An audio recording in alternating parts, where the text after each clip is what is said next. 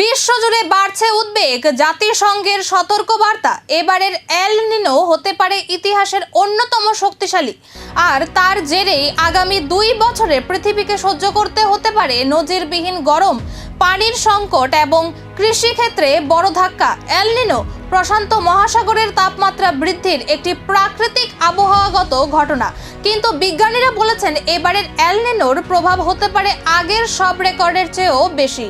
জাতিসংঘের রিপোর্ট অনুযায়ী 2026 এবং 27 সালে বিশ্বজুড়ে তাপমাত্রা নতুন উচ্চতায় পৌঁছতে পারে। ইউরোপ থেকে এশিয়া, আফ্রিকা থেকে আমেরিকা, সব মহাদেশেই বাড়তে পারে তীব্র তাপ প্রবাহের প্রকোপ। শুধু গরমই নয়, দেখা দিতে পারে পানির জলের সংকটও।